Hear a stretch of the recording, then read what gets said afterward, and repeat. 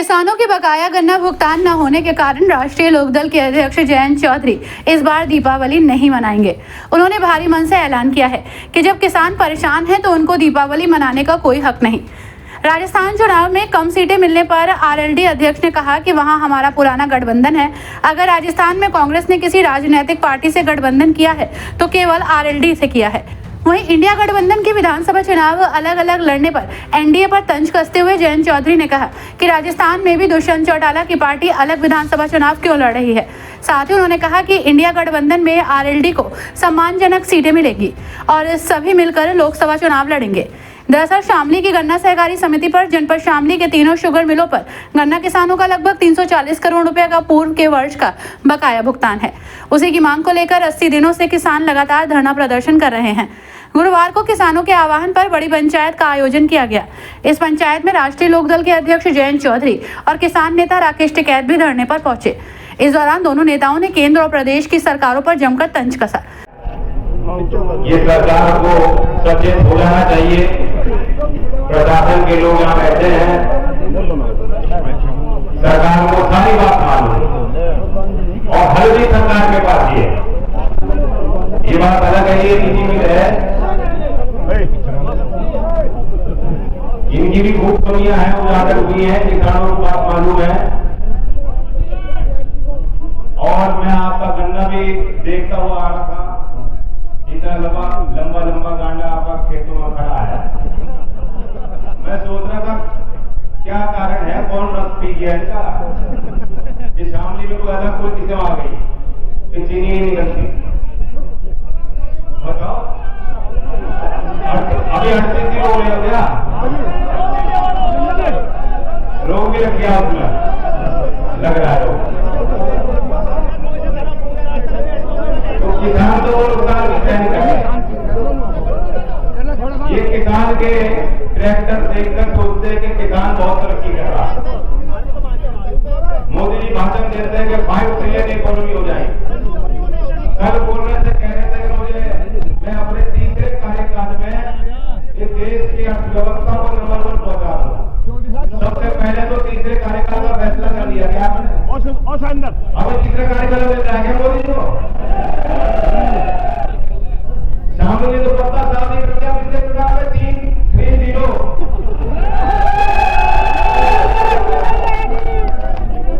और मैं सरकार से पूछता हूं कि यही सजा भुगत रहे क्या लोग?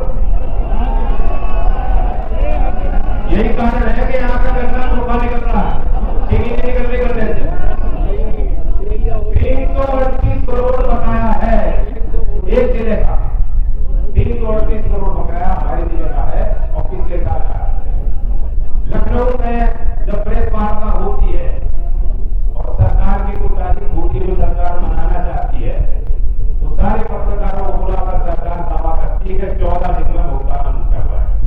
रिकॉर्ड तोड़ दिए जा, भ्रष्टाचार खत्म, गुंडागर्दी खत्म, लॉ एंड ऑर्डर है। योगी जी का बुलडोजर कहा है और किसानों के साथ ऐसा काम हो रहा है जो कभी आजाद हुआ देश उसके बाद से अगर तरक्की किसानों ने देगी, वो इनके साथ सरकार में होगी। ये बात गले जरूर कर रही है। जो कोई प्रमाण मांगता है, सारे प्रमाण जितने सब यहाँ बैठे, जितने लोग कह रहे हैं यहाँ कि हमें भुगतान हमें समय पर 14 दिन के चाहिए, क्यों कह रहे हैं? ये झूठे है क्या? ये किसान नहीं है तो यहाँ है यार 14 दिन में हो रहा क्या भुगतान?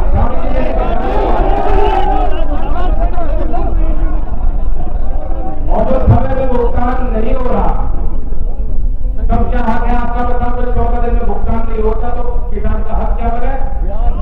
ब्याज। जोर से बोलो, ब्याज।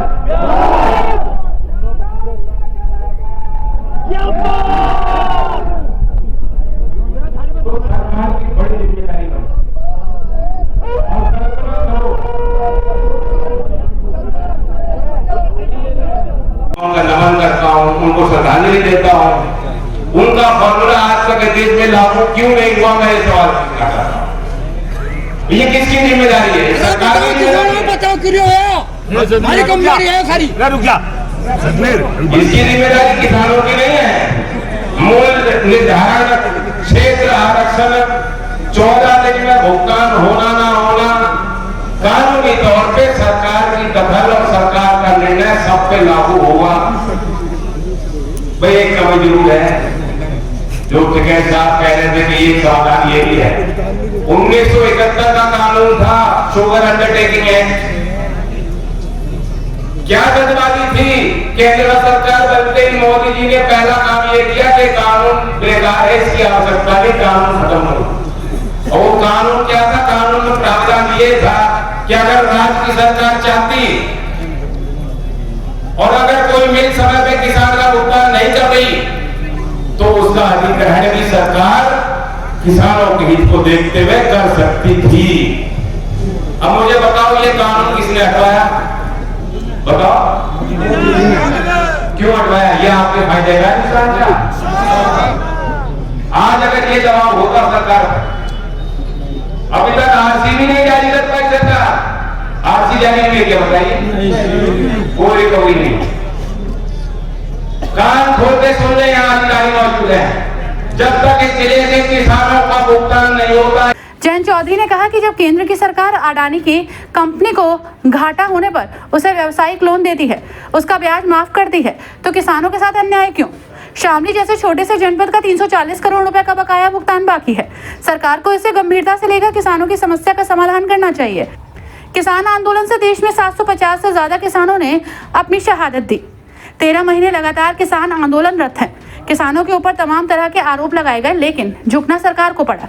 जयंत चौधरी ने भरे मन से ये घोषणा की कि जब तक किसानों का गन्ना भुगतान नहीं मिलेगा तब तक इस वर्ष दीपावली नहीं मनाएंगे। नए सत्र में गन्ना मूल्य घोषित न होने पर उन्होंने योगी सरकार को जमकर घेरा। साथ ही हरियाणा की खट्टर सरकार को गन्ना मूल्य बढ़ाए जाने में यूपी की योगी सरकार से बेहतर बताया। उन्होंने शुगर मिलों पर गन्ना किसानों का बकाया भुगतान न होने पर मिलन की आरसी जारी न किए जाने पर नाराजगी जताई। साथ ही उन्होंने कहा कि जब तक किसानों का बकाया गन्ना भुगतान नहीं होता, वो किसानों के द्वारा चलाए जा रहे आंदोलन के साथ कदम से कदम मिलाकर खड़े हैं। ये और लोगों के चोट लग रही होती, जो बहुत ताकतवर है सरकारों में, जो पर्दे के पीछे भी रहते हैं और पर्दे के आगे भी उनको लाया जा रहा है। अडानी पोर्ट घाटे में चल रहा था। ऑस्ट्रेलिया में जो करार करके आए थे वो घाटे में था। मोदी जी जून में गए अमेरिका और क्या गुफ्तगू उन्होंने वहां करी मैं नहीं जानता। और कभी अमेरिका की सरकार ने घोषित कर दिया कि वो जो घाटे में अडानी पोर्ट का ऑस्ट्रेलिया का पोर्ट था वो अमेरिका खरीद लेगी और पैसा उनको दे दें। तो जो टिकैत साहब ने कहा भाई बेच लो, खरीद फरोख्त कर लो, जब नहीं चल रही तुमसे मिले, ये भी उपाय है। तो ये अडानी की बात होती तो कितना समय लगता? 2 मिनट नहीं लगती। ये कोई सरकार है, गेहूं पे निर्यात पे प्रतिबंध लगाने तो रातों रात लग जाते हैं। धान पे प्रतिबंध लगाने निर्यात नहीं होगा, क्यों? महंगाई हो जाएगी, 2 दिन नहीं लगते। प्याज के निर्यात पे प्रतिबंध लगाने हैं तो एकदम घंटों में हो जाता है। आलू के निर्यात पर प्रतिबंध इस सरकार ने लगाए, पहले लगे हो न लगे उस सरकार ने लगाए।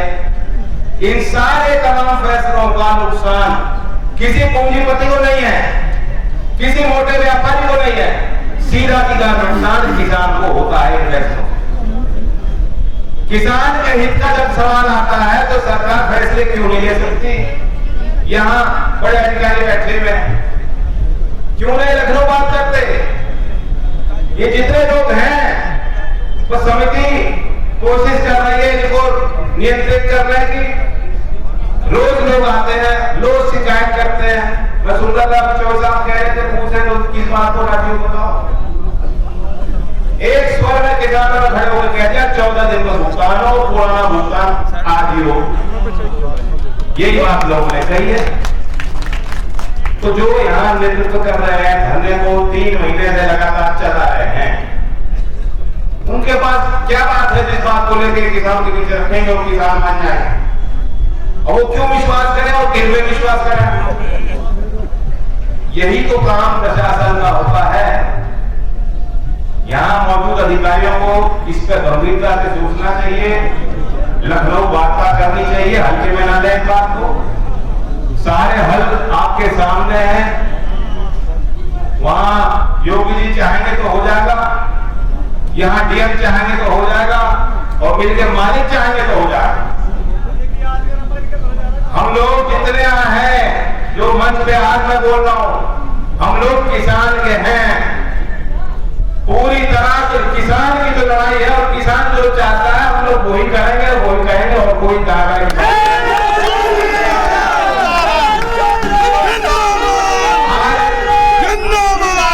अगर बाबा के कहते होते और चौधरी अजीत सिंह जी होते और हमारी राजनीति किसानों की मजबूत होती, बस सरकारें हमारी होती, तो ये नौबत नहीं आनी। आपको बार बार सड़कों पे आना होगा और तब भी इल्जाम भी सहते हो आप ही।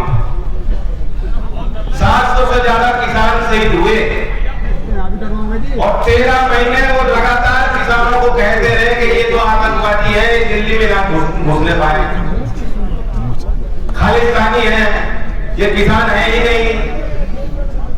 तरह तरह की बातें जो लोग कह रहे थे आज सत्ता में बैठे हैं लोग।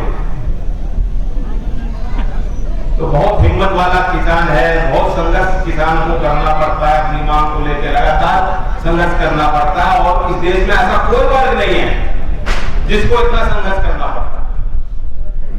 सरकारी कर्मचारी हैं, उनका वेतन तो महंगाई के साथ साथ डियरनेस अलाउंस लगातार उनकी बढ़ती रहती है, उनको मिलता रहता है। कभी कभार कोई एक आंदोलन होता है, 2-3 दिन की बात होती है, मांग उनकी सरकार मान लेती है। और किसान ही है जो आपका कानूनी हक है, उसके लिए भी आपको महीनों तक सड़क पे बैठना पड़ेगा। जवान के बारे में बता दो, 2 करोड़ रोजगार कहता झूठा। तो इसलिए ये दर्द आपका, मेरा दर्द है। इस बार दिवाली ठीक ही रहेगी। मेरे पास अभी कोई ठोस उपाय नहीं तो मैं आपको यहाँ पेश करूं। और मैं भी यही कहूंगा कि मैं भी इस बार दिवाली नहीं मनाएगा। कोई दिवाली नहीं है जब तक किसानों का भुगतान के समय में होता, तो कोई हमारे घर में कोई रौनक नहीं, कोई खुशी नहीं। ये सरकार इस बात को सोचे। चुनाव करीब आ रहे हैं। हरियाणा की सरकार खट्टर जी की रोज मैं आलोचना करता हूं, रोज करता हूं, जो वहां लोगों को आपस में उन्होंने लड़वाया भिड़वाया अपनी छोटी राजनीति के लिए। इससे पहले हरियाणा की राजनीति में कभी जाट गैर जाट की बात हमने नहीं सुनी। इस बार हमने सुनी है, देखिए होते हुए झगड़ा करवाया इन्होंने, इसलिए मैं रोज उनकी आलोचना करता। लेकिन हमारे योगी बाबा से तो बेहतर निकले। 386 घोषित कर दिया, 380 तो पंजाब पिछले साल दे रही थी और अगले साल का भी घोषित कर चुके हैं। 400 रुपए अगले साल का घोषित हो गया। आज हमारे यहाँ बिल चालू है। जानबूझ करके अगर पेरोल सत्र के पहले गन्ने का भाव सरकार घोषित करती, इन्हें मालूम है कि किसानों के साथ इन्हें कंजूसी करनी थी। मिल मालिकों के दबाव में लोग रहते हैं जानबूझकर, इसलिए इन्होंने घोषणा नहीं करी कि मिल चलाओ। और मिल चलाने के 1 महीने बाद हम जब दिसंबर आएगा, दिसंबर के बीच में जाके घोषित करेंगे, तब सारे किसान व्यस्त हो जाएंगे अपने अपने कामों में, पर्ची के पीछे भाग जाएंगे। कोई ये नहीं पूछेगा कि गन्ने का भाव इतना क्यों किया, कोई नहीं कह पाएगा। और पेरोल सत्र के पहले घोषित होता तो हम जितनी संख्या में है इससे 10 गुना संख्या यहाँ बैठी होती। हम लोग कहते हैं कि गन्ने का भाव उचित नहीं, लाभकारी मूल्य गन्ने का। राष्ट्रीय लोकदल के अध्यक्ष जयंत चौधरी ने राजस्थान में विधानसभा चुनाव में कांग्रेस से गठबंधन होने पर कम सीटें मिलने पर भी कहा कि राजस्थान में कांग्रेस का केवल गठबंधन उनकी पार्टी के साथ है और वहां हमेशा पुराना गठजोड़ है। जब मध्य प्रदेश में समाजवादी पार्टी के द्वारा अलग चुनाव लड़ने के विषय में उनसे पूछा गया तो उन्होंने कहा कि मध्य प्रदेश में सपा पहले भी चुनाव लड़ी है, वहां से उनके पहले भी विधायक रहे हैं। उनके ऐसे चुनाव लड़ने पर इंडिया गठबंधन में कोई फर्क नहीं पड़ने वाला। साथ ही उन्होंने कहा कि राष्ट्रीय लोकदल को इंडिया गठबंधन में सम्मानजनक सीट मिलेगी और इंडिया गठबंधन मजबूती के साथ चुनाव लड़ेगा। यही नहीं, उन्होंने कहा कि इंडिया गठबंधन को तोड़ने की बात कोई नहीं कर रहा। एक मिनट जगह दे दो सारों को, पत्रकारों थोड़ा मीडिया एक सेकंड सेटअप कर लो प्यार से। थोड़ा आप माइक नीचे करोगे सारे, मैं ऊपर हो जाऊंगा, थोड़ा नीचे कर लें बस। हाँ जी। जो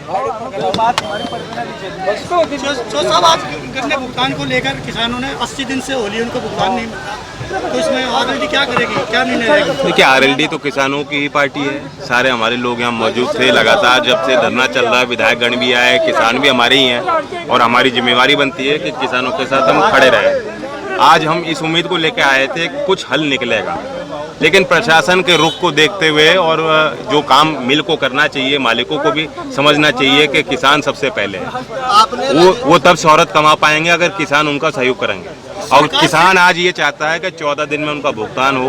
338 करोड़ सिर्फ शामली के 3 मिलों का बकाया है। सरकार सिर्फ किसानों की तरफ ध्यान नहीं दे रही, ईडी की तरफ ध्यान दे रही है। आगे की रणनीति क्या है? आगे समिति ने जो फैसला लिया है उसके साथ हम लोग खड़े हैं। आपने राजस्थान में 5 सीटें मांगी थी, एक ही आपको मिल पाई है, क्या कहेंगे? पैसा नहीं मिला तो किसान दीपावली नहीं मनाएंगे। मैं भी किसान भी नहीं मना रहे, उनकी स्थिति नहीं है, ना मैं मनाऊं। राजस्थान में आपने 5 सीट मांगी थी, केवल मात्र एक भरतपुर की सीट एक मिली है, लेकिन देखिए राजस्थान में एक ही पार्टी के साथ कांग्रेस ने अलायंस किया, वो आरएलडी है और हमारा पुराना गठजोड़ है, मजबूती से लड़ेगा। 2024 लोकसभा चुनाव में कितनी सीट आपको मिलेंगी, कितना तय हुआ है? अच्छी मिलेगी, जितना लोग उम्मीद कर रहे हैं उससे ज्यादा ही समाजवादी मिलेगी। पार्टी अपना कैंडिडेट उतार रही है मध्य प्रदेश में भी, क्या कहेंगे? पहले भी उन्होंने उतारे, पहले उनके विधायक भी रहे हैं, वो उनका निर्णय है। तो क्या इंडिया जो बना हुआ है गठबंधन, तो क्या ये मजबूत नहीं है अभी? इंडिया को तोड़ने की बात कोई नहीं कर रहा, और जिस तरह इंडिया के घटक दल अलग अलग जगह लड़ रहे हैं, एनडीए के घटक दल भी लड़ रहे हैं। राजस्थान में दुष्यंत चौटाला अलग क्यों लड़ रहे हैं, वो एनडीए में नहीं है क्या? तो साहब जैसे चुनाव चालू हो जाते हैं ईडी अपना छापेमारी करने लगती है, सरकार क्या? अब ये तो अमित शाह जाने क्या सोच के कराते हैं। ठीक है भाई साहब, धन्यवाद। हर न्यूज अपडेट के लिए डिस्क्रिप्शन बॉक्स में दिए हुए लिंक से ज्वाइन करें रॉयल बुलेटिन का व्हाट्सएप ग्रुप और पाएं हर खबर सबसे पहले अपने व्हाट्सएप पर। अपने आसपास की खबरों के लिए सब्सक्राइब करें रॉयल बुलेटिन और इस वीडियो पर कमेंट के जरिए अपनी राय देना ना भूलें।